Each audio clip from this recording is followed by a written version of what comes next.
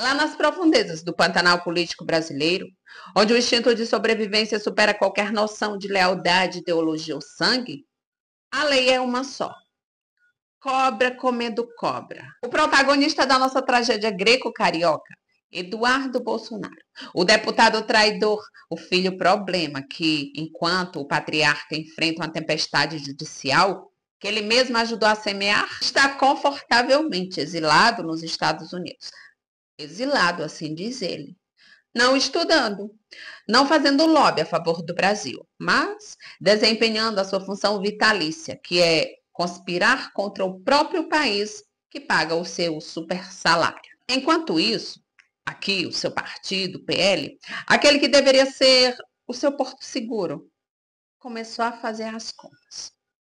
E as contas são simples. O sobrenome Bolsonaro deixou de ser um trunfo e se tornou um passivo tóxico, radioativo e eleitoralmente catastrófico. O chefe do Ninho, Valdemar Costa Neto, aquele mesmo que nós já conhecemos, o pegador da Micheque, sobrevivente político, como ele mesmo diz que já viu de tudo, decidiu cortar a cobra pela cabeça. A reação de Eduardo Bolsonaro, diretamente do seu quarto nos Estados Unidos, ao saber da declaração de Valdemar, foi a mais previsível de um adolescente mimado que teve o videogame confiscado. Ele chamou o presidente do seu próprio partido de canalha. Vocês não ouviram mal, canalha. Ou seja, um inseto insultando o formigueiro. Meus amigos, e aí que a máscara cai de vez, porque Valdemar, que não é bobo, ele não respondeu na mesma moeda infantil para Eduardo Bolsonaro. Ele aplicou o judô político dos deuses. Ele não atacou Eduardo Bolsonaro.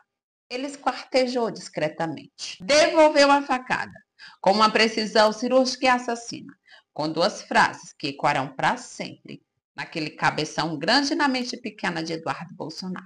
Valdemar soltou. Eduardo não respeita nem o próprio pai.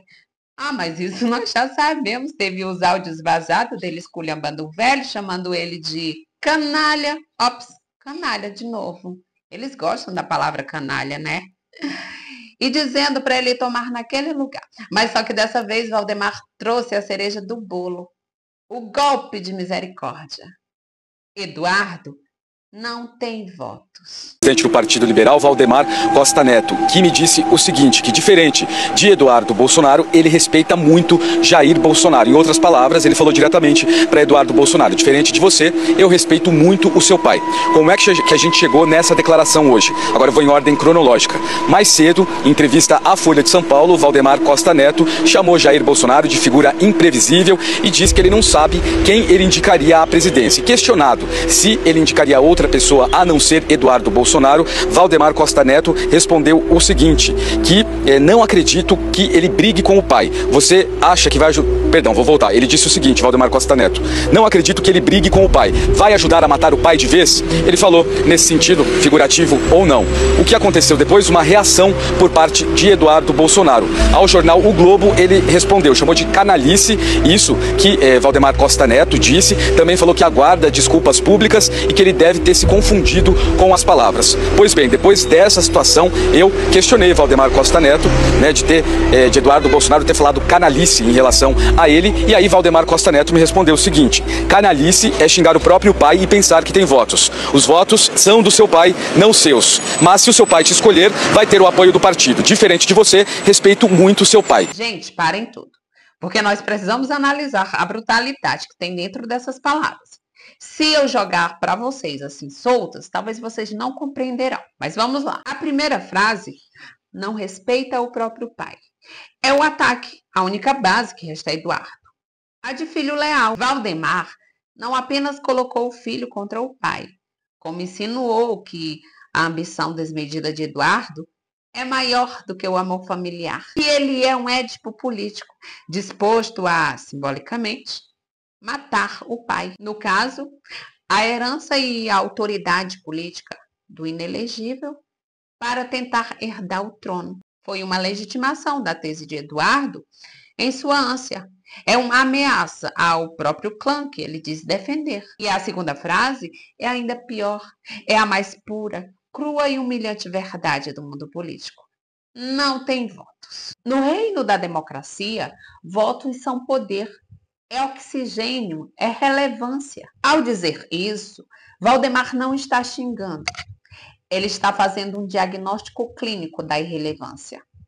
Ele está dizendo, você, Eduardo, é um zero, um figurante, um peso leve que só está onde está por causa do sobrenome, que agora mesmo você está cuspindo.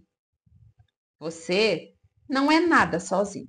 Meus amigos, se não fosse a conveniência política e a ambição que esses homens têm pelo poder, pelo dinheiro, pela posição que eles ocupam, isso não seria uma troca de farpas.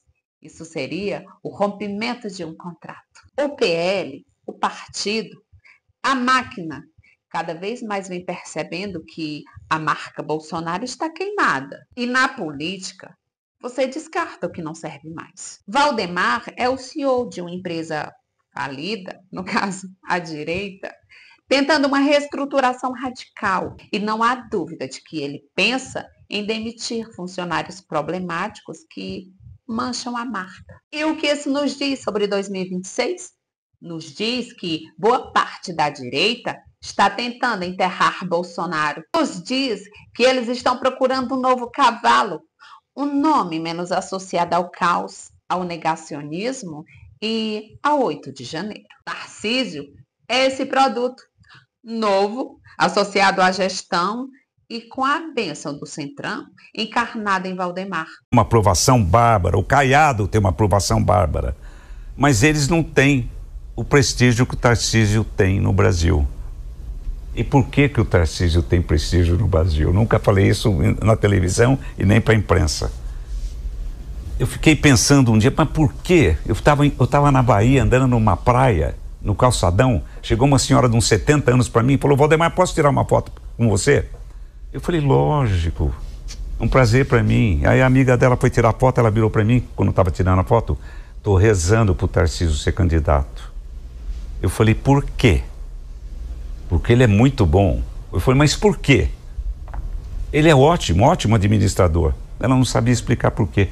Sabe por que o Tarcísio tem esse prestígio todo? Porque quando ele assume o governo, estoura São Sebastião, cai o mundo em São Sebastião. Desabou tudo. Sim. Morte e tudo. Ele transfere o governo para lá, põe 2 colchões na prefeitura e dorme ele e a mulher lá. E cada dia era uma coisa que acontecia em São Sebastião. Isso saía no Brasil inteiro. Do Brasil inteiro. Essa dedução é minha. É do papai. Enquanto isso, o Eduardo, o Trumpzinho brasileiro, continua lá nos Estados Unidos, chupando as bolas do seu ídolo americano, achando que isso é o caminho para o poder. Ele não percebe que ele é um peão útil em um jogo ainda muito maior. Um idiota útil que será descartado por Trump na primeira oportunidade. Assim como parece que começou a ser descartado por Valdemar. A cobra maior está comendo a cobra menor.